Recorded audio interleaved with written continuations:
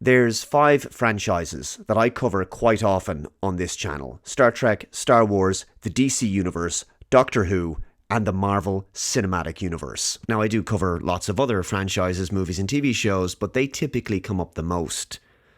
And all 5 of those franchises, I think, are in disarray at the present time. To varying degrees, they each got the woke treatment here and there. I think Doctor Who suffered the most from that, becoming immensely stunning and brave. But they've all been in creative decline, often making creative decisions that fans have been unhappy with and never asked for. Case in point, Star Trek Starfleet Academy, a show set in the Discovery timeline about a group of young cadets learning the ropes of Starfleet and crying about their past traumas and feelings. It's a show that most Trek fans will likely have no interest in, and it was clearly devised to try to bring a new, younger audience to the franchise. It's one of those projects that looks like it was greenlit to satisfy some studio requirements, but not greenlit by first consulting the fan base and actually verifying if there was an appetite for such a show in the first place. If you surveyed most fans about what they wanted to see from the Star Trek franchise next, this show probably wouldn't make the top 20 in terms of ideas. Star Wars has suffered from, I think, Rey fatigue, at least at the movies.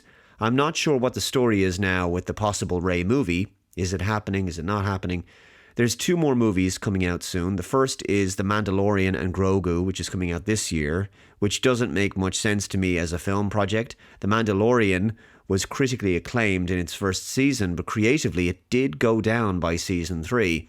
I'm not sure the show has enough appeal to warrant a major motion picture. Following that, in 2027, there will be a film called Star Wars Starfighter, starring Ryan Gosling. That film is supposed to tie into the events of a forthcoming Rey-centric movie. Fantastic.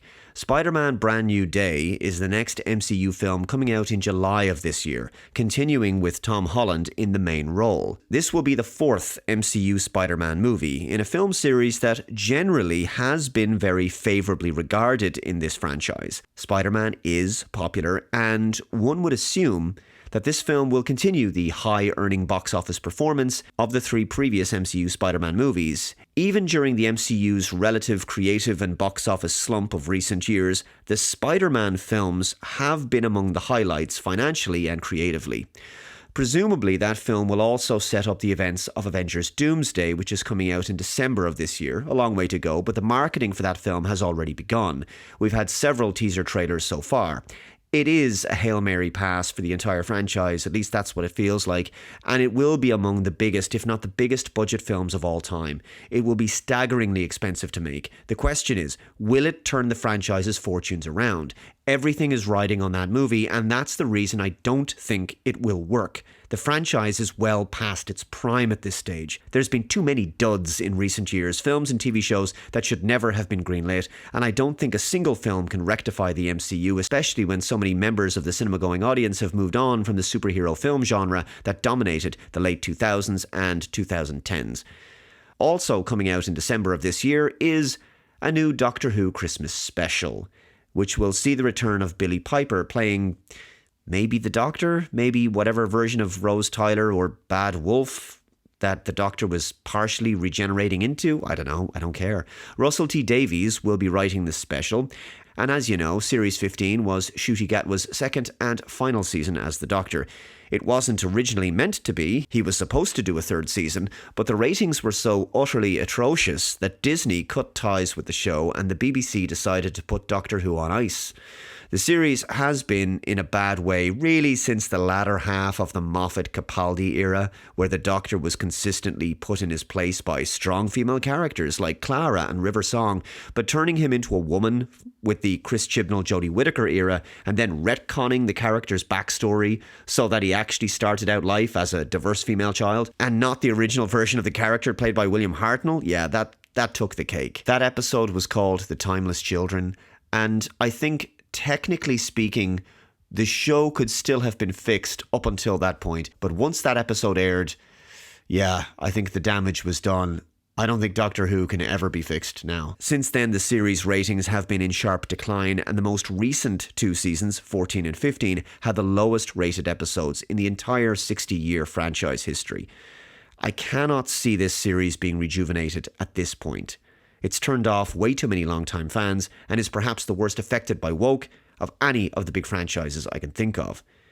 Finally, there's the DC Universe, the new one that replaces the now defunct DC EU. This James Gunn-led universe kicked off with 2025's Superman, a film that I thought was mid at best and generally lacked characters with any depth. And even though I really liked David Corenswet's performance as Clark Kent Superman, I don't think he was given particularly good material to work with. I think the character was very poorly written and all too often needed to be saved. It felt like Superman was the damsel. Also, the film had way too much of James Gunn's signature tension-killing humour. And finally, I think the CGI was really bad in places.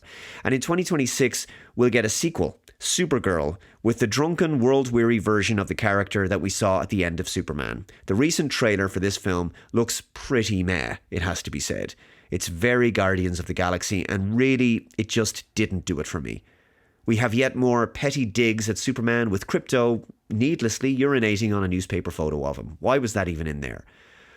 What I'm saying is 2026 looks like a critical year for these 5 franchises. Superman didn't break even at the box office, so the pressure is now on Supergirl to do the numbers.